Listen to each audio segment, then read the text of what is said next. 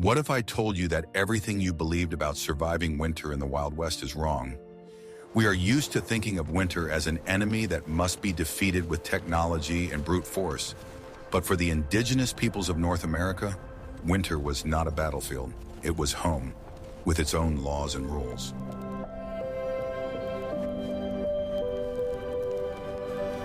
They did not fight the cold, but cooperated with it, using snow and ice as tools and shelters. Their knowledge was honed by thousands of years of observation, where every snowflake and wind direction carried valuable information. It was a philosophy not of conquest, but of harmony, where survival depended not on strength, but on wisdom.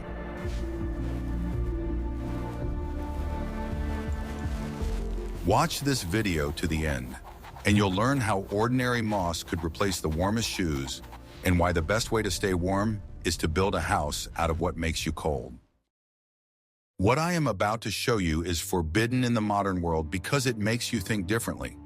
The main secret of indigenous people's survival was not a set of techniques, but a special attitude towards winter. They did not perceive it as a hostile force to be defeated, but as a special state of the world to which one must adapt. This approach changed absolutely everything, from the way they moved to their hunting methods. Instead of wasting precious energy fighting the snow and wind, they learned to use them to their advantage. Deep snow became not an obstacle, but a building material for a warm shelter. They understood that winter was a time of silence, slowing down and conserving energy. Every unnecessary movement, every careless step could be too costly. Therefore, their survival was based on the principles of minimalism and efficiency, honed to perfection. Observation was their main tool, replacing maps and compasses. They read the snow cover like an open book, seeing animal tracks, determining safe routes, and predicting weather changes. The snow told them everything they needed to know. This way of thinking allowed them not only to survive the winter, but to live fully in it. They found food, built warm dwellings, and traveled long distances. The winter forest was not a frightening desert for them, but a home full of resources. A modern person, finding themselves in such conditions, would first try to build a huge fire. An indigenous person, on the contrary, would look for a way to keep their body warm with minimal effort.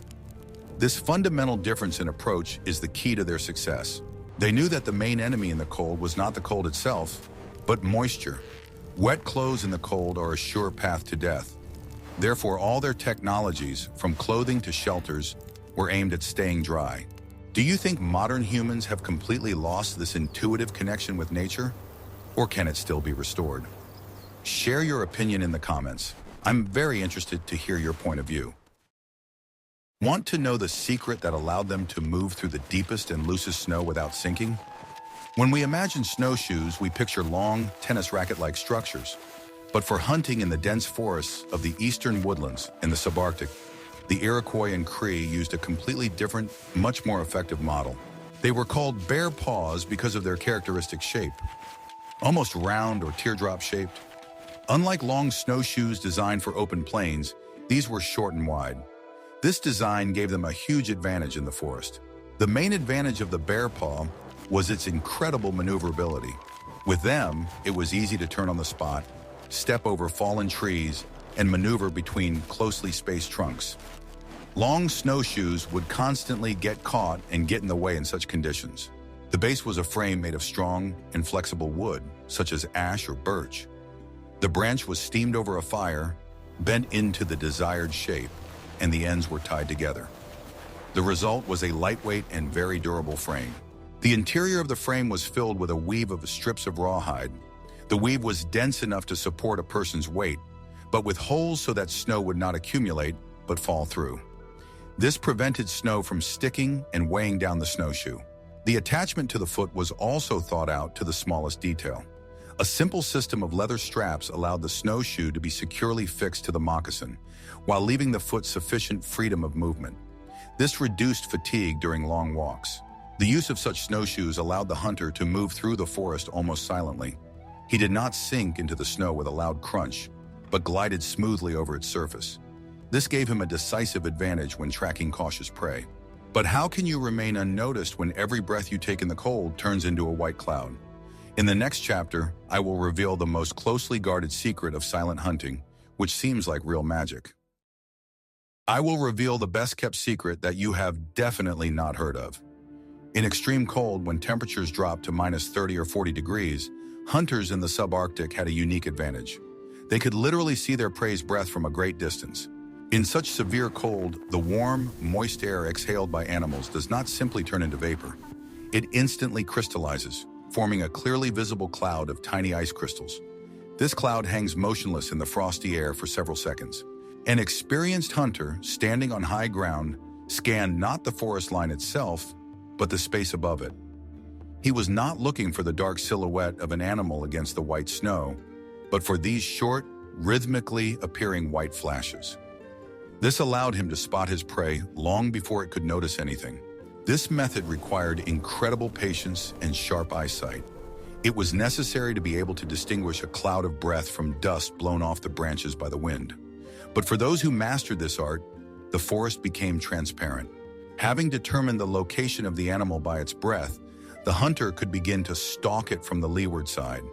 He knew exactly where his target was, even if it was hidden by trees or folds in the terrain. This turned hunting from a game of luck into a precise calculation. This technique was especially effective at dawn or dusk. In the slanting rays of the low sun, these icy clouds were illuminated, becoming even more visible against the dark forest. It was an incredible sight, both beautiful and tense. Such hunting was the pinnacle of skill and fusion with nature. It was only possible on certain very cold days. The hunter had to know the habits of the animals perfectly in order to guess what he was seeing, and whether the animal was calm based on the rhythm and size of the clouds. In essence, the hunter became part of the winter landscape. He used its features as naturally as we use a navigator in the city. It was a complete immersion in the environment, understanding it on an intuitive level. Are you ready to learn the truth about how to keep warm by burying yourself in the snow? When a blizzard caught a hunter or traveler far from home, he did not have time to build a complex shelter. He needed to quickly and with minimal energy expenditure create a space that would protect him from the wind and frost. The simplest and most ingenious solution was a snow trench or snow burrow. To build it, they needed nothing but snow and snowshoes, which were used as shovels. The main thing was to find a suitable place, a large snowdrift or a slope swept by the wind. The idea was to use the unique property of snow, its thermal insulation. Freshly fallen snow consists of 90 to 95% air trapped between snowflakes. This immobile air is one of the best natural insulators. The construction was extremely simple. A narrow trench was dug in a deep snowdrift, slightly wider than a person's shoulders and as long as a person's height. The depth had to be such that it was possible to lie down and shelter from the wind. After the trench was dug, it had to be covered with a roof. Spruce branches, skis, or snowshoes were used for this purpose. A thick layer of loose snow was thrown on top of this covering, which created the main insulating layer. The entrance to such a shelter was usually closed with a block of snow or a skin. Inside, even without an additional heat source, the temperature was significantly higher than outside. Thanks to the heat of the human body, it could be kept around 0 degrees, while outside it was raging 30 degrees below zero. It was a temporary but very effective shelter. It allowed people to wait out the worst of the blizzard, conserving their strength and warmth. It took no more than half an hour to build, which was critical in an emergency. But how could you keep warm inside the shelter when you were only wearing leather clothes? In the next chapter, you will learn about a natural material that was worth its weight in gold and was better than any modern insulation. One of the most valuable resources in the winter forest was not fur or leather, but inconspicuous sphagnum moss. This marsh dweller had unique properties that made it an indispensable material for insulating shoes and clothing. The peoples of the north valued it like gold and harvested it in large quantities during the warm season. The main property of sphagnum is its incredible hygroscopicity. It can absorb 20 times its own weight in moisture while remaining dry to the touch.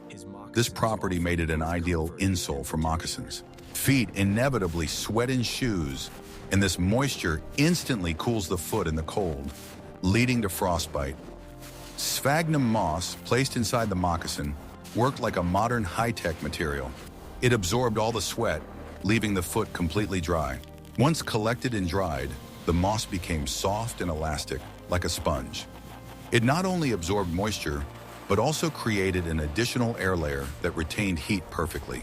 Feet in such moss socks remain warm and dry even in the most severe frost.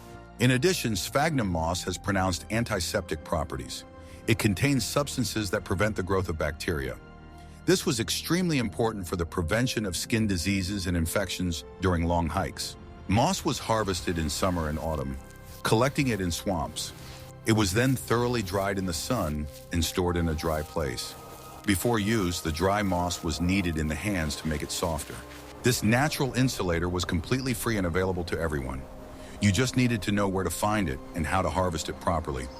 This knowledge was as important a part of survival culture as the ability to hunt. Modern tourists and survivalists are rediscovering this amazing material. It proves that nature has already created the perfect solutions for the most difficult tasks. You just need to be able to see them and apply them correctly. What if I showed you a technology that made hunters completely silent and allowed them to climb snowy slopes effortlessly? To move through deep snow, the peoples of the North used not only snowshoes, but also skis. However, their hunting skis had one unique feature that made them the perfect tool for tracking prey. The sliding surface of these skis was lined or covered with camoose, a skin from the legs of an elk or deer. The secret was that the pile on this skin had a strict direction. This created an effect that cannot be replicated with modern materials. When moving forward, the pile lay in the direction of glide, and the ski rolled easily over the snow. But when trying to move backward, for example, when climbing a hill, the pile stood on end and clung to the snow. The ski stopped dead, preventing the hunter from sliding down. This feature allowed movement over rough terrain without the use of poles. It was possible to climb fairly steep slopes simply by stepping on skis. This freed up the hands for weapons and significantly saved energy. But the main advantage of the fur lining was its silence. Unlike bare wood or plastic, which creak and rustle in the cold, the fur glided over the snow completely silently. A hunter on such skis moved like a shadow, without making a single sound that could scare away sensitive prey. Making such skis was a great art. It was necessary to select the right wood, bend it, and then carefully fit and attach the canoe. This knowledge was passed down from father to son and was highly valued. These skis were wider and shorter than modern cross-country skis, which provided better stability on loose snow. They were designed not for speed, but for stealthy and confident movement across hunting grounds. They were a tool for work, not for sport. But how do you protect your eyes from the blinding sun when you're surrounded by miles of white snowy desert? The answer to that question is in the next chapter. In a world where everything around is covered with dazzling white snow, one of the main dangers was not frostbite, but snow blindness. This is a painful burn of the cornea of the eye caused by ultraviolet rays reflected from the snow. A person affected by this ailment became completely helpless. To protect themselves from this threat, the indigenous peoples of the Arctic and subarctic invented a simple but incredibly effective device: snow goggles. They did not have lenses in the modern sense. Their secret lay in their design. The glasses were a narrow strip of wood, bone, horn, or even leather. One or two narrow horizontal slits were cut into this strip at eye level. The entire structure was attached to the head with a leather strap. The principle of operation was based on a sharp reduction in the amount of light entering the eyes. The narrow slit acted as a diaphragm, cutting off most of the blinding rays while maintaining a sufficiently wide angle of view. This allowed the wearer to navigate confidently in space.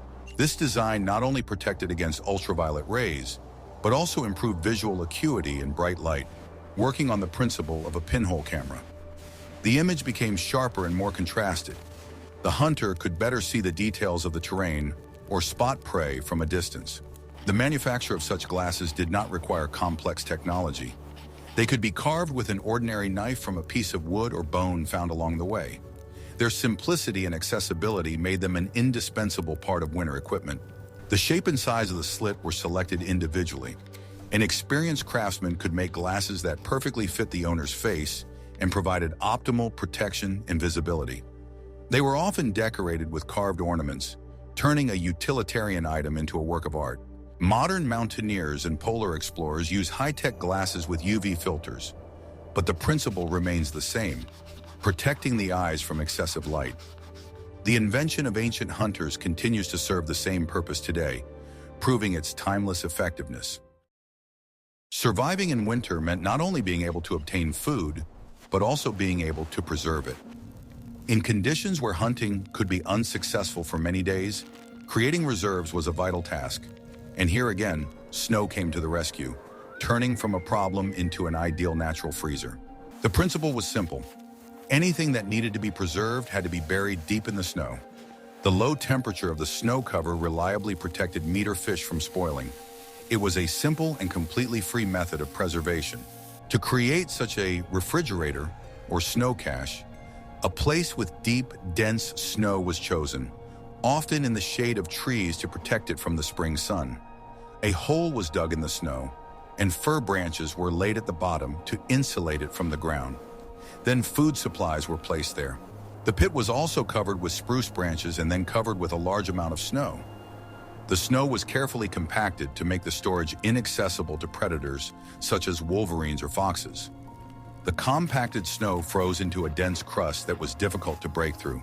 In order not to forget the location of their storage, they marked it with some kind of sign: a broken branch, a stone, or a notch on a tree. Each family had several such hiding places in the area of their hunting grounds. This was their guarantee in case of famine. This method of storage had several advantages. First, it was completely reliable in terms of preserving the freshness of the food. Meat frozen in the snow could be stored for months without losing its quality. Second, it was safe. The smell of food did not spread through the forest, as it was securely sealed under a thick layer of snow. This did not attract unwanted attention from predators to the camp or encampment. Thirdly, it meant that they did not have to carry all their supplies with them. Hunters could travel light, knowing that at a certain point along their route, a food cache awaited them. It was a whole system of distributed logistics based on knowledge of the terrain. This simple and wise technology allowed people to feel confident during the harshest months of the year. It gave them stability and confidence in the future. It was the foundation of their winter well-being. The most important skill for survival in winter was not the ability to build a fire or construct a shelter. The most important skill was the ability to read the snow.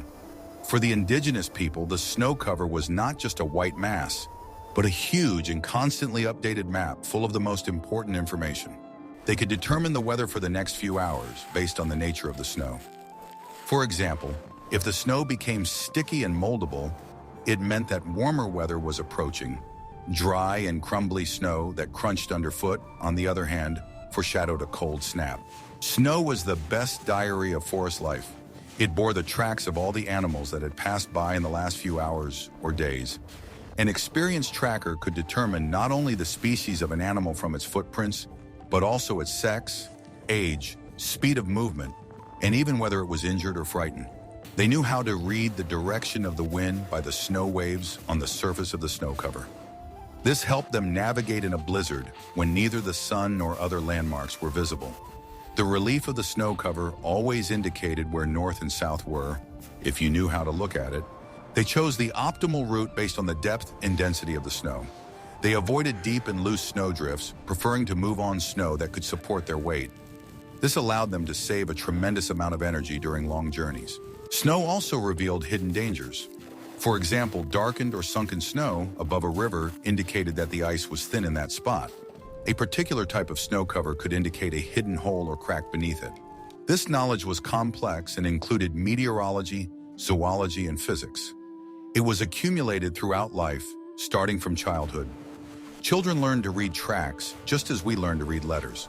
The ability to read snow was the basis for all other skills. Without it, it was impossible to hunt successfully, move safely, or find the best places to camp. It was the foundation on which the entire system of winter survival was built. This art is almost lost today. We look at a snowy landscape and see only a white desert. They looked at it and saw a living, dynamic, and informative picture of the world. To sum up, we can identify one main principle that unites all the technologies and techniques described. It is the principle of minimum effort to achieve maximum results. Every action, every invention, was aimed at conserving the most valuable resource in winter: energy. Building a snow trench required much less effort than building a hut out of branches. The use of snowshoes saved energy by preventing people from sinking into the snow. Hunting for breath allowed them to avoid long and exhausting pursuits. This principle permeated their entire lives. They did not try to remake nature to suit themselves, but integrated themselves into existing processes with the least resistance. They went with the flow of winter life, rather than against it. Their clothing was light and did not restrict movement, but at the same time was very warm due to its multi-layered nature and the use of the right materials. Their dwellings were compact so that they were easier to heat. Their tools were simple but multifunctional. They understood that any loss of energy was a direct threat to life. Wasted calories were very difficult to replenish in the conditions of winter hunting. Therefore, efficiency was not just a desirable quality, but a necessary condition for survival. This approach required not physical strength, but a deep mind and observation skills. It was necessary to think before acting. It was necessary to find the most elegant and least costly solution for any task. In our modern civilization, we often take the opposite approach. We solve problems head-on using excessive power and resources. We are willing to expend enormous amounts of energy to achieve even insignificant results. The experience of indigenous peoples teaches us otherwise. It teaches us to think like nature, economically, efficiently, and wisely. It shows that the best solution is not always the most complex and technologically advanced. That is why their methods of survival are so impressive. There is nothing superfluous about them. Every detail, every element has its own meaning and is aimed at achieving the goal in the shortest possible way. This philosophy of minimalism and efficiency is perhaps the main lesson we can learn from their legacy. It is a lesson in how to live in harmony with the world, rather than in constant struggle with it. And this lesson is more relevant today than ever before. We have looked at just a few of the many ingenious techniques that allowed indigenous peoples not only to survive, but to thrive in the harshest winter conditions. Behind each of these methods lies not just ingenuity, but a deep philosophy of respect for nature and understanding of its laws. Snowshoes, snow goggles, snow shelters. All these are parts of a single system honed over millennia. These stories show that the human mind, armed with observation and patience, is capable of finding a way out of any situation. They prove that the most effective solutions are often the simplest. The experience of these people is an invaluable legacy, reminding us that true wealth lies not in technology, but in knowledge. What other topics related to the life and customs of indigenous peoples would you like to see on our channel? Share your ideas in the comments. We read all your suggestions. And don't forget to subscribe so you don't miss new episodes.